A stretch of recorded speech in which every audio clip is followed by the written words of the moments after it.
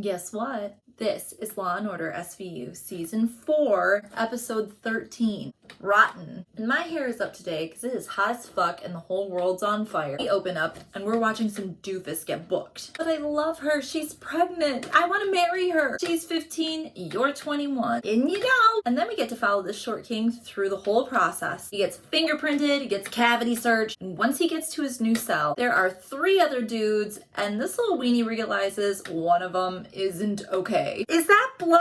Screaming for the guard. Back from the intro, and Benson's now at the prison checking out the crime scene. And yes, it's a crime scene. That dude in the first scene is dead. Emmy Warner is always first at the scene. She's telling Benson about this victim. His name was Carlos Torres. He was sodomized with a foreign object and probably bled out internally. So from here out, we're just gonna say that he's sexually assaulted. What do we know about Torres? Well, he was only there for like a couple of hours. Went to the infirmary last night. According to his liver temperature, he's probably only been dead for like 5 hours. Man, the warden says not many people had access to him, but they do realize that this guy named Hector Ramirez, he was at the infirmary for a sore tooth at the same time that Torres was. Apparently there's this big beef between the Mexicans and the Dominicans in prison. Torres was Mexican and Ramirez is Dominican, so that's their best lead. Ramirez is in for murder, so when they go and talk to him, we gotta play a little bad cop. Okay, look Ramirez, you're either gonna talk to us or we're gonna move you over to cell block B. And that is Dominican deep. And I don't think they're gonna like what you did to their brother. No, it's not like that at all. Ramirez says he went to talk to the pretty nurse. If she was alone, I would have made her do more than talk. Ooh. So we talked to the nurse, who obviously dodged a bullet. Surprise, surprise.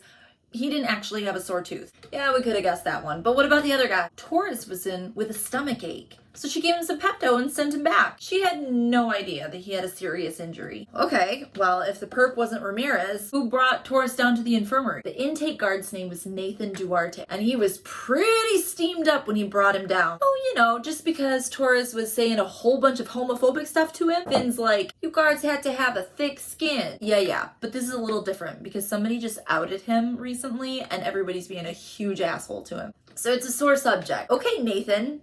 What happened? Oh, I get it. I'm gay, so now I'm the sodomy expert. Is that your theory? He swears he didn't touch this creep and went straight home after his shift. Got anybody to vouch for you? He pauses for an extended amount of time, and you're like, he doesn't want to say. His name is Chris Hartford. He's a legal aid attorney. When we check the alibi, I'm pretty sure I know what the hesitation was because Hartford shows up with a wife and a baby. Look, this isn't something that happens a lot just when my wife's out of town. It's not what you think. Dude, we're not looking for an explanation. We just want you to confirm his alibi. I was with him from 1 to 6 a.m. Okay. Go back to your family. We jump to the morgue, and here's something interesting. Emmy Warner says he indeed died of a perforated colon, and the object he was assaulted with was wooden. But it would have taken hours for him to actually bleed out. He wasn't there for that long. The evidence says that he was probably attacked before he was transferred. Before he was transferred, he was at a cop precinct. The only people with access to him were cops. We're back at SVU precinct, and Cragen doesn't like that it's a cop. Okay, who are the 2 dudes that arrested him that night? Les Cooper and Randall Grant. They're over the 29th precinct, just known as the 2-9. The commanding officer is John Royce, and we just hit him up as soon as we get there. Royce is looking through a big old book, and he says, yup, Torres was booked at 8 p.m., transferred at 11:30. Don't you have computers? Okay, so what can you tell us about Cooper and Grant? Grant is a rookie, and Cooper gets the job done. The fuck does that mean? He's a little handsier than we'd like. Obviously, our next stop is to talk to these 2 idiots. They said what happened that night was there was a fight at Club Rendezvous. It got a little out of control, and Torres ended up clocking this other cop named Luke Edmonds. They arrested Torres after that, put him in the car. The next stop would be checking out Club Rendezvous. The bartender there, who is easily the coolest character in this entire episode, he says, no, this is a safe haven. Dominicans and the Mexicans, they can mix it up outside, but even these guys need a safe place to bring their girl. Alright. Do you recognize any of these motherfuckers? Yeah, that's Torres. He was there with his girl that night. They were celebrating because she was pregnant. And here's something crazy. He said that the cops came in to get Torres. That's not what they said. So we gotta check out these timelines in Cragen's completely dark office. They think the attack happened at the 2-9 precinct. This Edmonds dude, he went to the hospital, but checked out by 8 p.m. Did he go home or did he go back to the precinct to get some revenge? Cragen says, okay, Benson, you're gonna go question Edmonds. Finn, you go see if you can find some evidence of the attack at the precinct. Private areas first, like the bathrooms, the interrogation room. Benson sits down across from this guy, Edmonds. He's got a big old red mark on his face from the attack and is totally a character that Will Forte is playing. Well, I think another perk cornholed him. Interesting. We actually haven't released any of that information yet. Well, cops talk. Where did you go after the hospital? Home. Because the desk sergeant said that you came to get something out of your locker. Yeah, and then I went home. Just then, Finn knocks on the door. He looks very knowingly at Benson. She knows exactly what his acting means and gets up to follow him. On her way out, she tells Edmund, you're probably gonna need that union rep, you little bitch. We've got luminol lighting up the whole bathroom. The trail starts here and goes this way. Looking around for the weapon, and there it is. Goddamn plunger. Blood on the end of the wooden handle. This dude is screwed. We jump ahead and the commanding officer has just gotten back. Edmonds gave a full confession and he wants to make a deal. Excuse me, Benson wants to know about the accomplices because there's no fucking way he did this by himself. Well, the DA has been called, so it's done. So what kind of deal is Alex Cabot gonna give him? We jump to yet another room without any electricity, and the two lawyers are sitting there negotiating. Depraved indifference, 25 to life. Man 2, 8 to 10. Murder 2, 12 to 25. Man 2, 10 to 20. Fine. Cragen and Benson are watching all this on the other side of the glass. I don't like this. Benson is still super hung up. The victim was a homophobe. What happened to him was like his worst nightmare. He absolutely fought and probably had to be held down. Whoever helped him is going to walk. Not if you find me evidence. The deal is void if you do. Cragen is hesitant. Well, I've gotten my orders. Officially, this case is closed. But unofficially, work fast and stay under the radar. Fly, my pretty. Back at the morgue, Emmy Warner is just finished with his autopsy. And she thinks there had to have been at least 2 perps. Bruising on his hands, bruising on his knee, consistent with the tile flooring, and a whopping cylindrical bruise across his shoulder blade. Looks like one of those nightsticks. Emmy says that bruise is deep, indicating somebody put their full weight on it. Well, let's dump the damn phones and see who this guy is covering for.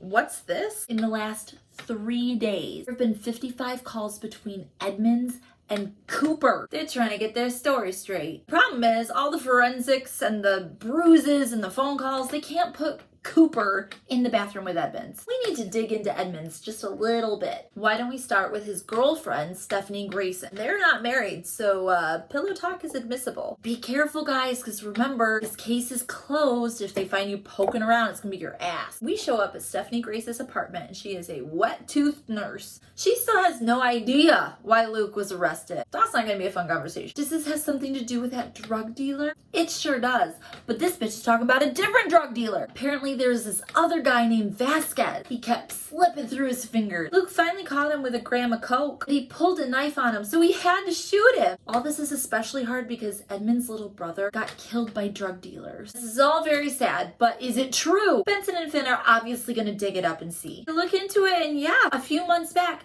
Javier Vasquez did show up dead, but he wasn't shot. His fucking throat was slit. That is very different. And on top of all that, he had a cylindrical bruise across his shoulders. Okay, we got some shit we can follow up on, but Benson has other ideas. She's standing 3 inches away from Finn and still feels the need to toss the car keys way up in the air to him. I'll catch you back at the precinct. Where is she going? To the 2-9. What are you doing? You shouldn't go there. Oh, hi there. I would like to take another look at that duty roster, if you don't mind. This cartoon bulldog man says, the case is closed. Listen here, you little bitch. I've got an open homicide investigation, and I don't fucking work for you. Bulldog guy opens the book, and he's making dad noises the whole time. Let's see, on the 27th, Edmonds and Cooper were working together. Oh, really? Benson heads directly over to Cooper's house. And this dude's got 2 super nice vehicles in the shittiest garage you've ever seen. Damn, you must be working a hell of a lot of overtime to get those cars. All right, down to brass tacks. What do you know about Vasquez? Cooper says they reported to the scene and a different junkie had gutted him. Well, that's funny because Edmonds told his girlfriend that he shot him. She's a badge bunny. Cop stories get her all juiced up, if you know what I'm saying. Ew. Benson zooms in. If I find out you're a murdering bastard, I'm gonna nail your ass.